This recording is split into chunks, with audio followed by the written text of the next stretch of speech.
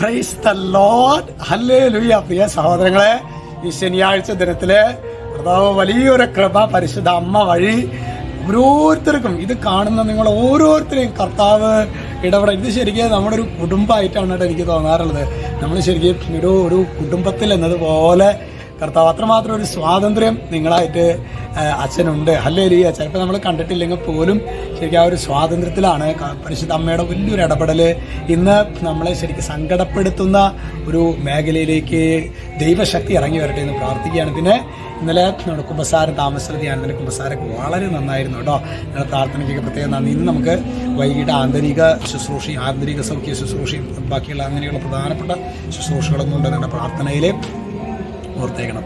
പിന്നെ ഇന്ന് നമ്മൾ ധ്യാനിക്കുന്നത് അത് പിന്നെ കുറേ പേര് അച്ഛനോട് പറഞ്ഞു കേട്ടോ. അച്ഛൻ ആദ്യമായിട്ടാണ് ഞങ്ങൾ 15 മുമ്പ് ശരിക്കും നോമ്പൊക്കെ എടുത്ത് കുറേ പേര് പറഞ്ഞു. കുട്ടികളൊക്കെ പറഞ്ഞു, കുറേ പേര് പറഞ്ഞു നമ്മൾ മത്സ്യമാംസങ്ങളുടേതാണെങ്കിലും കുറേ കുട്ടികൾ സോഷ്യൽ മീഡിയയിൽ എടുത്തു. അവർ പറയുകയാണ് ഞങ്ങൾക്കിപ്പോൾ സമയം കുറേ, അതിനുശേഷം ഞങ്ങളിത് കീപ്പ് ചെയ്യുന്നുണ്ട് അച്ഛാ. കുറേ സമയം അല്ലെങ്കിൽ വാട്സപ്പും ഫേസ്ബുക്കും ഗെയിംസൊക്കെ ആയിട്ട് പോകാറുണ്ടായിരുന്നു.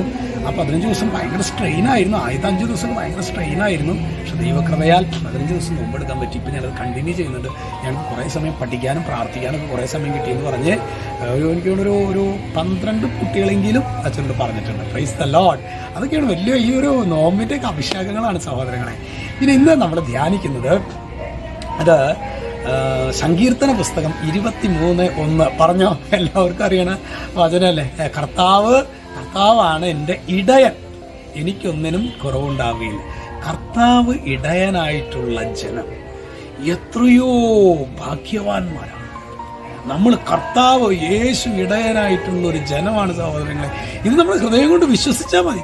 നമ്മുടെ ഏറ്റവും വലിയ വിഷയം ഇത് നമുക്ക് ഹൃദയം കൊണ്ട് വാക്കുകൊണ്ടൊക്കെ പറയുന്നുണ്ട് യേശുവിൻ്റെ ഇടയനാണെന്നൊക്കെ പറഞ്ഞാലും ഇടയനെ വിളിച്ചു ഞാൻ കരഞ്ഞപ്പോൾ എന്നൊക്കെ പാടുന്നുണ്ടെങ്കിലും യേശു ഇടയനായിട്ടുള്ള ഒരു ബോധ്യം ഇന്ന് നമുക്ക് അനുഭവിക്കാൻ പറ്റാത്തതാണ് നമ്മുടെ എല്ലാ പ്രശ്നങ്ങളുടെ അടിസ്ഥാന കാരണം. അതുകൊണ്ട് ഹൃദയം കൊണ്ട് നമുക്ക് പറയാൻ പറ്റുന്ന അതിന് കർത്താവാണ് എൻ്റെ ഇടയൻ, എനിക്കൊന്നിനും കുറവുണ്ടാവുകയില്ല. യേശുവേ, കർത്താവ് ഇടയനാണ് എന്ന ബോധ്യത്തിൽ കർത്താവ് ഞങ്ങൾ ആഴപ്പെടുത്തണമേ. യേശു ക്രിസ്തുവിന്റെ നാമത്തിൽ അതിന് വിഘാതമായി നിൽക്കുന്ന അന്ധകാര പീഠങ്ങളെ ബന്ധിക്കുന്നു. അതുപോലെ ഒരു കാര്യം കൂടി പ്രത്യേകം പറയാണ്. വരുന്ന നമ്മളുടെ വ്യാഴാഴ്ച നമ്മുടെ 10ാമത്തെ വ്യാഴാഴ്ചയാണ്. അപ്പോൾ നോക്കിയേ, 10 മണിക്കൂറെങ്കിലും സമയം നിങ്ങൾ ദിവ്യകാരുണ്യ സന്നിധിയിൽ ചെലവഴിച്ചിട്ട് വേണം അടുത്ത വ്യാഴാഴ്ചയിലെ ശുശ്രൂഷയ്ക്ക് വരാനെന്ന കാര്യം യേശു ക്രിസ്തുവിൽ നിങ്ങളെ ഓർമ്മിപ്പിക്കുന്നു. കാരണം ദിവ്യകാരുണ്യത്തിൽ ഈശോ ഉണ്ട്. ഹല്ലേലൂയ. അതുകൊണ്ട് വലിയ അത്ഭുതങ്ങളും അടയാളങ്ങളും നിങ്ങൾ സാധിക്കുന്നവരോടൊക്കെ പറയണം കേട്ടോ. ഈ ഒരു ശുശ്രൂഷയെക്കുറിച്ച് നിങ്ങൾ ഈ പഴുവിൽ ദേശത്ത് അടുത്ത് താമസിക്കുന്നവരൊക്കെയാണെങ്കിൽ എല്ലാവരോടും പരമാവധി പറയണം. വരുന്ന ആഴ്ചയിലെ സ്നേഹപൂർവ്വം അവരൊക്കെ ക്ഷണിക്കണം. ഈശോ നിങ്ങളെല്ലാവരെയും സമൃദ്ധമായിട്ട് അനുഗ്രഹിക്കട്ടെ. യേശുദാവായ യേശു ക്രിസ്തുവിൻ്റെ നാമത്തിൽ ആശീർവദിക്കുന്നു, ഇപ്പോഴും എപ്പോഴും എന്നേക്കും. ആമേൻ.